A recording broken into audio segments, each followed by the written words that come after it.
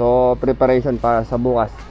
Bukas na long ride. Saan ba tayo bukas? Natrang. Natrang. O, Natrang. Ayun. Approximately nasa 500 kilometers. Ayun. Ayun. So, bira. Bye. We don't talk anymore. We don't talk anymore. We don't talk anymore like we used to do. Nasa likod ko si Idol J4. Pinimit namin si Ninong Mike dito sa may McDonald's sa may Anpu. So, let's go. Ayan. Medyo nakakagulat yung mga sasakyan dito kasi biglang sumusulpot, guys. So, medyo malapit lang naman tayo kaya hindi na ako nag-gloves. Okay. Enjoy lang natin yung oras natin, guys, na pinagpaloob ng ating Panginoon. So, dira.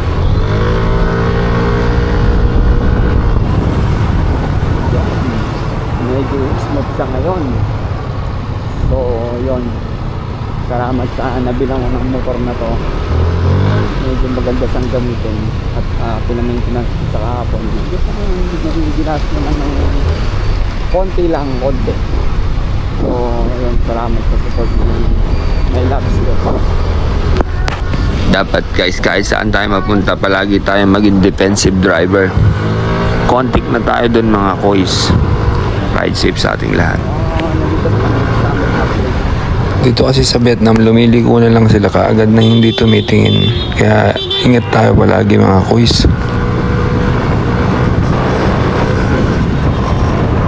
Diyan muna kami mag-init sa McDonald's. McDonald's and sayo. Sayo.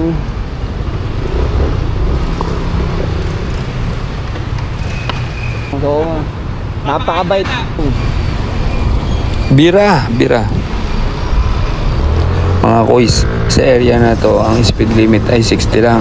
Paglampas mo ng barricade niyan, ang daming mga pulis. So, ride safe sa atin, mga kois. Ang kagandahan dito, mga kois, yung mga pulis minsan napapakiusapan, pero minsan kailangan mo magbayad. Tsaka, mababait naman sila.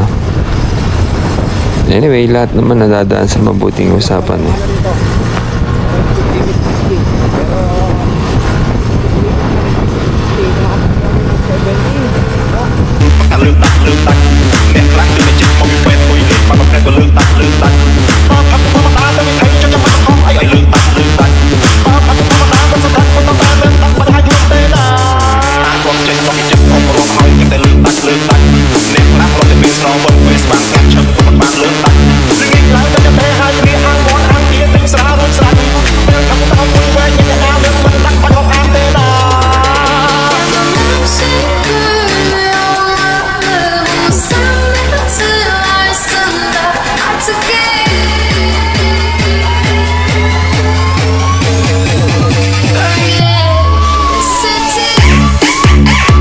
Dito, mga kois, pwede lang mga mote, pero syempre ingatan natin yung bawat isa na makadisgrasya.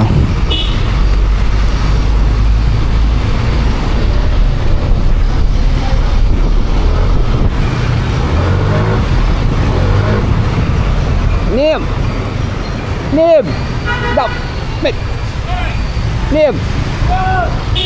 Na-miss tayo ng mekaniko natin, guguluhin natin siya ngayon. Nim!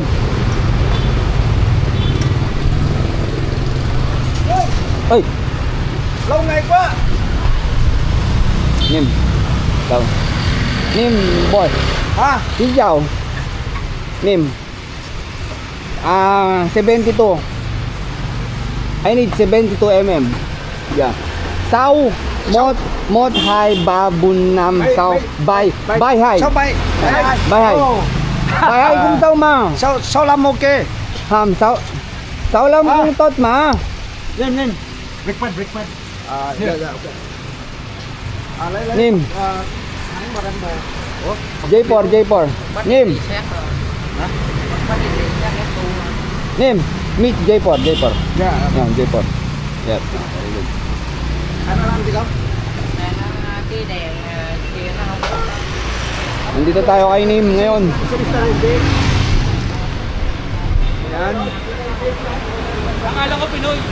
Ay, So, bibira tayo mamaya. Stress ng madaling araw. Dito tayo papagawa.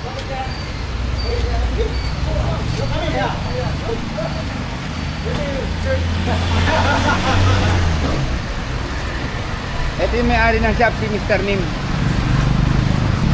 Aerox pala sa Pilipinas. Ay, NBX sa Vietnam. Yan. Yung mga upgrade na ganyan, di ba? Nandito.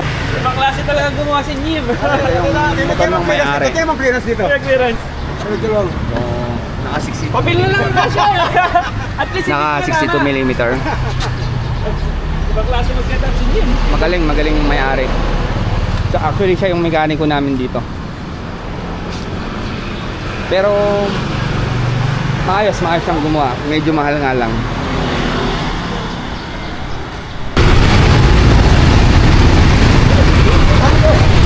May walay na tayo muna. So ayun na. Susundo muna tayo kay Baby Carla sa school.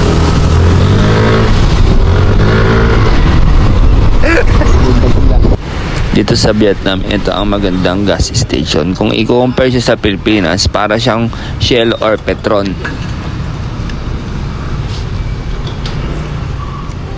Petrolimex. So yun. Per liter dito nasa around 50 lang. Hindi ako nagkakamali.